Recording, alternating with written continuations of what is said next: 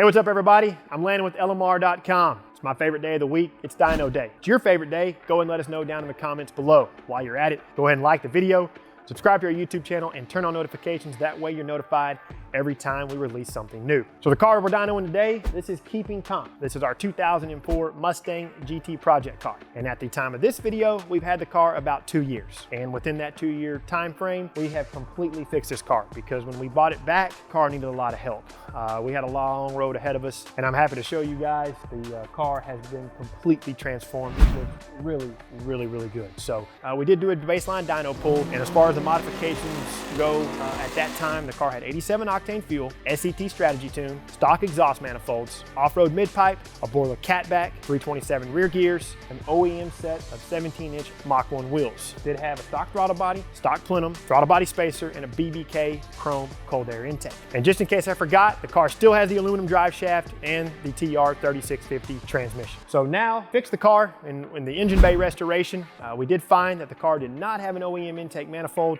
Instead, it had an aftermarket OEM style intake manifold from a brand that most of you probably know. We did pump the throttle body spacer in the trash, and we switched the BBK chrome cold air intake kit out for an SVE gloss black cold air intake kit. The throttle body spacer and the cold air kit, both of those were personal preferences. Everything else remained largely unchanged. We did install a set of SVE Series 2 wheels in 18 inches, and that's a 285/35/18 tire out back. Car now has 93 octane fuel, the strategy tune for the 93 octane fuel, and again, still the 3650 transmission, so our pull is gonna be made in 4th gear, which is the 1-to-1 ratio. We'll make a quick trip around the car, make sure our straps are tight, lug nuts are torqued, we're gonna make a hit.